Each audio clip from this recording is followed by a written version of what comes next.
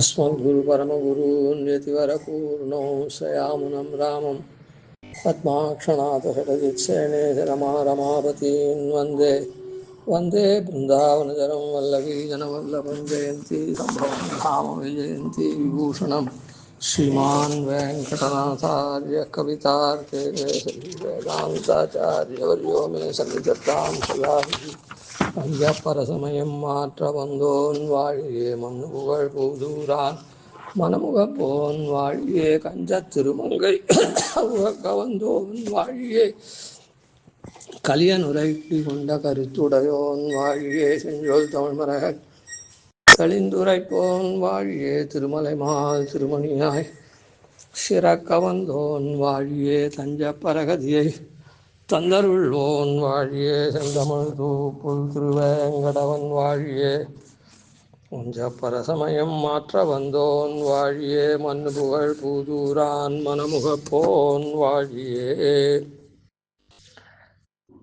ஸ்ரீபாஷ்யக்காரருடைய சித்தாந்தத்தை எடுத்து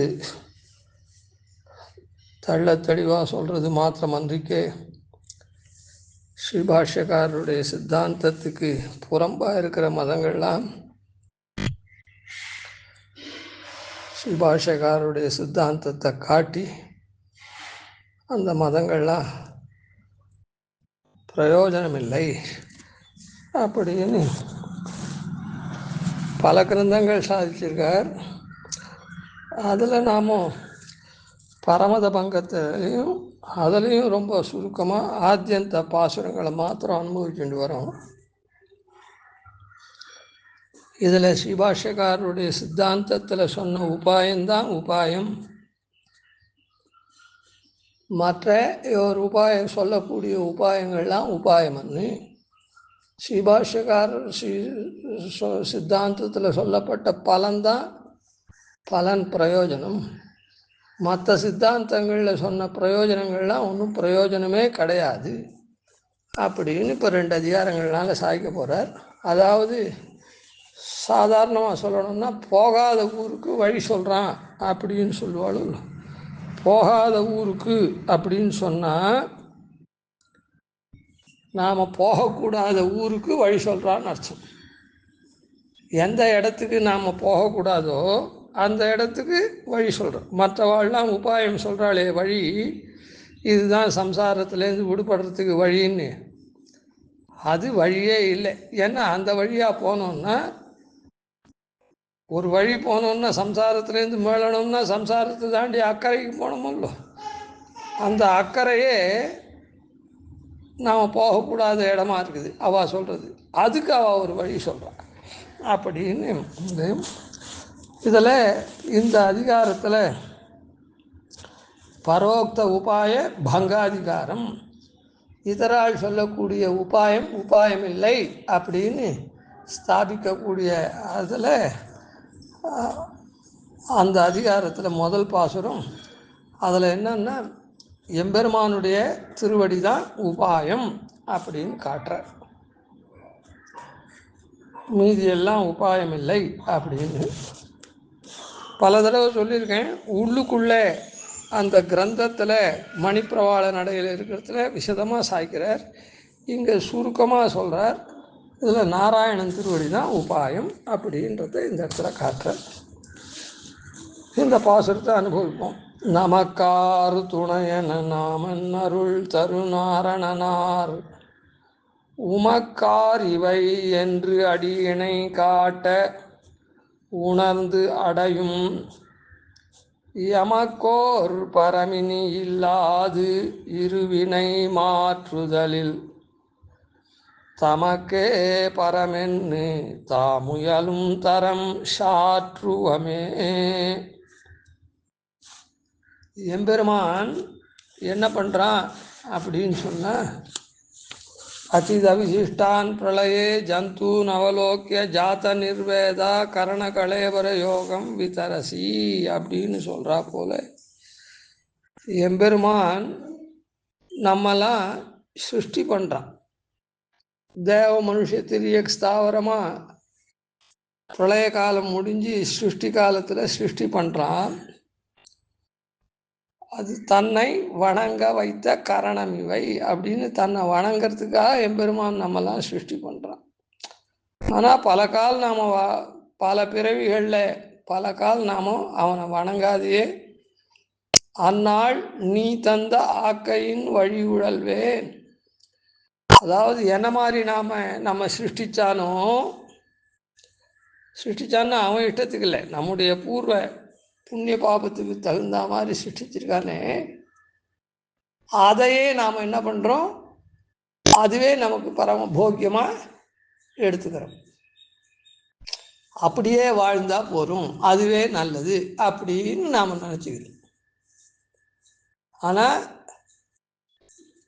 விசித்ரா தேக சம்பத்தி ஈஸ்வராய நிவேதித்தும் பூர்வமேவ கிருதா பிரம்மன்னு அஸ்தபாதாதி சயுதா அப்படின்னு இந்த விசித்திரமான தேக சம்பத்தி இருக்குதே, தேவனாகவும் மனுஷனாகவும் மிருகமாகவும். இப்போ மிருகத்துக்கெல்லாம் தெரியாது, சாஸ்திர வசியத்தை கிடையாது, அறிவு கிடையாது, குறைச்ச அறிவு. இப்போ மனுஷன், அந்த மனுஷனாகவும் அந்த மனுஷனில் பிராமண க்ஷத்ரிய வைசிய சூத்ராதிகளாகவும் ஆண் பெண்ணாகவும் இப்படியெல்லாம் பண்ணச்சே நாம் என்ன பண்ணுறோம், அதுவே நமக்கு பரம போக்கியமாக இருக்குதுன்னு அந்த சரீரத்துக்கு உண்டான நீச்ச போகங்கள், அல்பமான போகங்கள் இருக்க, அதையே புருஷார்த்தம் நினச்சின்னு நாம் அதுக்கே உழல்றோம். அப்புறம் கொஞ்சம் கொஞ்சமாக பெருமாளுடைய அனுகிரகத்தினால அவன் சிருஷ்டித்தவன் பயிர் பண்ணுறவன் களை இருந்ததுன்னா களையெல்லாம் எடுத்து அந்த பயிர் நன்னா வரும்படி பண்ணுவானோ இல்லை, அது மாதிரி எம்பெருமான் அந்த களையெல்லாம் ஒதுக்கி ஒதுக்கி நல்ல பயிராக நம்ம விளைவிக்கிச்சு. அப்போ என்ன ஆகுதுன்னா, ஐயோ நமக்கு யாருமே துணை இல்லையே, இந்த சம்சார கடலை தாண்டி போகிறதுக்கு நமக்கார் துணையனா.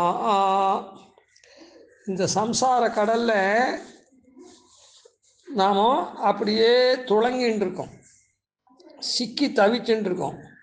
ஆனால் இத்தனை நாள் வரையில் நாம் என்ன பண்ணுறோம், அதுவே நமக்கு போக்கியமாக இருக்குது. எப்படி புழுலாம் இருக்குது, கிருமி கிரீட்டாதிகள்லாம், அதெல்லாம் சாக்கடையில் அப்படியே அது அதுலேயே நெளிஞ்சுட்டு இருக்கும், அதை விட்டு வெளியிலே வராது, அதுவே போக்கியமாக நினச்சிட்டு இருக்கோம். அது போக நாம் இத்தனை நாளாக இங்கே இருந்துட்டுருக்கோம். இப்போ எம்பெருமானுடைய அனுகிரக விசேஷத்தினால ஏதோ கொஞ்சம் அவன் நம்ம பண்படுத்தி கொண்டு வரதுனால இப்போ தான் நமக்கு புரியுது. நமக்கார் துணையன, நமக்கு இந்த சம்சார கடலில் தவிக்கிற நமக்கு அப்படி மாத்திரம் இல்லை, ஆக்கிஞ்சன்யம் ஒன்றும் கையிலாகாதவன் நாம் இருக்கோம். இத்தனை நாளாக நாம் என்ன பண்ணோம், பாபத்தையே பண்ணிட்டு இருக்கோம். ஆனால் நமக்கு எதுவும் சாமர்த்தியமே இல்லை. இப்போ படிக்க வேண்டியவன் படிக்காது இருந்தான்னா எப்படியோ, படிக்க வேண்டிய காலத்தில் படிக்காது இருந்தான்னா இப்போ யாருன்னா வந்து டியூஷன் சொல்லி தருவாளா, எது முன்னே இருக்கிற தான் இம்பார்ட்டண்ட் கொஸ்டின்ஸ்லாம் எது அப்படின்னு, ஐயோ இத்தனை நாளாக படிக்காது இப்போ யாருமே ஹெல்ப் பண்ணுறவா இல்லையேன்னு தவிக்கிறானே. அதுபோல் நமக்கார் துணையனா, அதனால் நமக்குன்னு சொல்கிறதுனால கையலாகாத நமக்கு அப்படின்னு அர்த்தம். அதனால் ஆக்கிஞ்சன்யம் தெரியுது. ஆர் துணையன, நமக்கு யார் சகாயம் பண்ண போகிறா, நமக்கு உதவி யார் பண்ண போகிறா அப்படின்னா என்ன அர்த்தம்னா, வேற யாராவது நமக்கு கை கொடுத்து தூக்குவாளா, நமக்கு தான் கையிலாகாது. சரி, நம்ம கையை கொடுத்து தூக்க. நமக்கார் துணையனா, நமக்குன்னு சொல்கிறது கையலாகாத நமக்கு ஆக்கிஞ்சன்யத்தை சொல்கிறது. ஆர் துணை அப்படின்னு சொல்கிறது வேற யாருன்னா நமக்கு உதவி பண்ணுவாளா, நமக்கு தஞ்சம் அளிப்பாளா அப்படின்னு சொல்கிறோம். அது கதி நமக்கு ஏதாவது இருக்கா, அனன்ய கதித்துவம். நம்மக்கிட்ட கை முதலும் ஒன்றும் இல்லை, அந்நியகதி நமக்கு தான் கையில், வேறு யாருன்னா நமக்கு கதியாக இருப்பாளா அப்படின்னா, துணையாக இருப்பாளான்னா இல்லை. நமக்கார் துணையனா அப்படின்னு நாம் கலங்கி நிற்கிற சமயத்தில் நாம் என்று அருள் தரு நாரணனார், நாம் என்று அருள் தரு நாரணனார். எம்பெருமான் என்ன பண்ணுறான், நான் இருக்கேன் நாம் அப்படின்னு சொல்கிறான். நாம் என்று அருள் தரு நாரணன் அப்படியே அருள் புரிகின்ற அந்த ஸ்ரீமன் நாராயணன். அதாவது அப்படி நாம் ஆகிஞ்சன்ய அனன்ய கதித்துவத்தோடு கூட கலங்கி நிற்கிறோமே, அந்த கலங்கி நிற்கச்சே நமக்கு அருள் பண்ணக்கூடிய நான் இருக்கேன் உனக்கு அப்படின்னு சகாயமாக அவன் இது பண்ணுறான், சகாயமாக அருள் பண்ணுறான். நாம் என்று அருள் தரு நாரணனார், நான் உனக்கு இருக்கேன் அப்படின்னு நம்ம இடத்துல கிருபை கொண்டு அவனுடைய அருளை புரிகிறான். நாரணனார், அப்படிப்பட்ட நாராயணன் உமக்கு இவை ஆரென்று எப்படி அருள் பண்ணுறான் நாரணனாக இருக்கவன் அப்படின்னு சொன்னால், உமக்கு இந்த மாதிரி நீ அகிஞ்சனாவும் அனன்யகதிகனாகவும் இருக்கக்கூடிய உமக்கு இவை ஆறு என்று, இவை தான் இப்போ நான் காட்ட போகிறேனே அதுதான் உனக்கு ஆறு உபாயம் அப்படின்னு. உபாயம்னா பலத்தை பெற்று தரக்கூடிய சாதனம்னு அர்த்தம். உமக்கு ஆறு இவை என்று அடியினை காட்ட, அவன் என்ன பண்ணுறான், தன்னுடைய திருவடிகள் ரெண்டையும் நமக்கு காட்டி அருள்றான். அப்படி காட்டச்சே அவன் எப்போ காட்டுவான், எப்போவுமே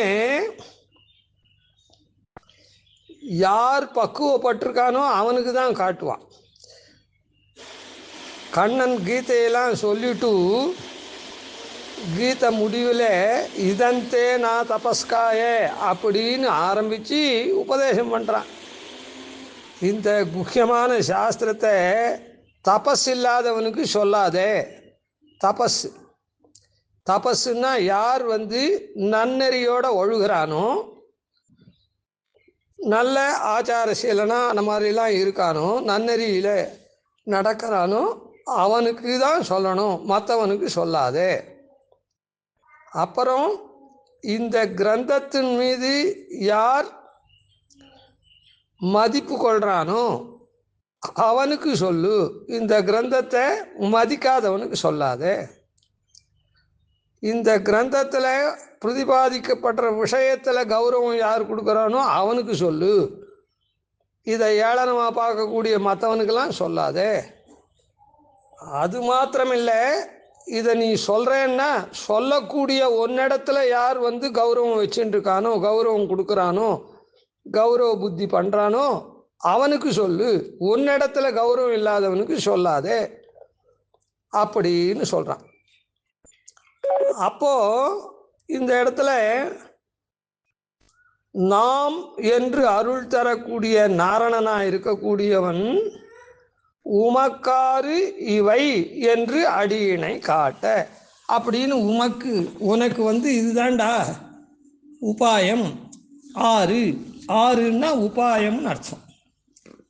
ஆறுன்னா எண்ணில் இருக்கக்கூடிய 1 2 3 4 5 6 உண்டு. ஆறுன்னா ஜலம் ஓடுற நதிக்கும் உண்டு.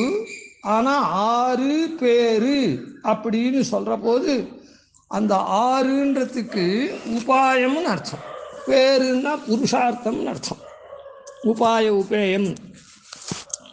அதனால் உமக்காறு இவை என்று இவை இவைன்றது பன்மையில் இருக்குது, இதுன்னு சொல்லலை, அதனால் பன்மையில் இருக்குது என்று எதை காட்டுறான்? அடியினை காட்டா. அந்த அடி தன்னுடைய திருவடி இருக்குதே, அந்த திருவடி இணை. இணைனா என்ன அர்த்தம்னா இணைஞ்சி ஒன்றோடு ஒன்று சேர்ந்து இருக்கிறது, அதாவது ரெண்டு திருவடிகளை காட்டா அப்படின்னு அர்த்தம். ரெண்டு திருவடிகள் எப்படி இருக்குதுன்னா இணையாக இருக்குது. இப்போது ரயில்வே ட்ராக் இருக்குதே, அது இணைஞ்சி இருக்கும், ஒவ்வொன்றும் ஒவ்வொரு பக்கம் போகாது, ரெண்டும் ஒரே மாதிரி போகும். அப்போ தான் அது மேலே ரயில் போகும், ட்ரெயின் போகும். அதுபோல் இந்த எம்பெருமானுடைய திருவடி ரெண்டும் இன்னும் இணைஞ்சி இருக்குது. அந்த இணைஞ்சி இருக்கிறதுக்கு காரணம் என்ன? அந்த திருவடி இணை அப்படின்னு சொன்னால் அந்த ரெண்டுத்தினுடைய காரியம் ஒன்று உபாயம், இன்னொன்று உபேயம். இது ரெண்டுத்தையும் காட்டுறது. பலனை பெறக்கூடிய சாதனத்தை காட்டுறது ஒன்று, ஒன்று சாதனத்தினால பெறக்கூடிய பலனை காட்டுறது. உமக்காரிவையன இவை என்று அடியினை காட்ட. அதனால் பெருமாளுடைய திருவடி, அதை பெருமாளுடைய திருவடியை பற்றினோம்னா பலன் நிச்சயம். பெருமாளுடைய திருவடியை பற்றினோம்னா என்ன, அது இணையாக இருக்கிறதுனால ரெண்டும், அது இந்த இடத்துல சொல்லப்படுறது. உணர்ந்து அடையும். அதனால் இப்போ அவன் எம்பெருமான் இந்த மாதிரி உபதேசம் பண்ணுறான்னு சொன்னால் அதை காதில் வாங்கிக்காது இருக்கவங்ககிட்ட சொல்லுவான். ஏற்கனவே இந்த மாதிரி நமக்கார் துணையனேன்னு வருந்தரானே, விவேக நிர்வேத அப்படின்னு, அவனுக்கு தான் சொல்கிறான். இப்போ தான் விவேகம் வந்திருக்குது, இத்தனை நாளாக வரல. அதனால் நிர்வேதப்படுறான், ஐயோ நமக்கு இது துணையே ஒன்றும் இல்லையே அப்படின்னு. அப்படிப்பட்டவன் என்ன பண்ணுறான்? அந்த எம்பெருமான் தன் திருவடியை துவந்தத்தை காட்டின உடனே உணர்ந்து அடையும். அதை நன்னா புரிஞ்சுண்டு அந்த எம்பெருமானுடைய திருவடியை அடையிறான், அதாவது சரணாகதி பண்ணுறான் அப்படின்னு. அப்படி பண்ணக்கூடியவர்களுக்கு உணர்ந்தடியும். மேலே எமக்கோர் பரமினி இல்லாது அப்படி அடையக்கூடிய எனக்கு ஒரு பரமும் இல்லாத அவனே ரெண்டு வினையும் புண்ணிய பாபத்தெல்லாம் மாற்றுறான் அப்படின்றத மேலே அடுத்ததில் சேவிப்போம். கவிதார்க்கே சிம்மாய கல்யாண குணசாலினே ஸ்ரீமதே வெங்கடேஷாய வேதாந்த குரவே நமः. ஆதிவன்ஷடோபாதீனி திவர்யான் பஜே நிஷம் ஸ்ரீரங்கபூர்வஷடதித்யதீசானபதாஸ்ரயம் ஸ்ரீவத்சவம் சதிலகம் வந்தே ஸ்ரீகிருஷ்ணதேசிகம்.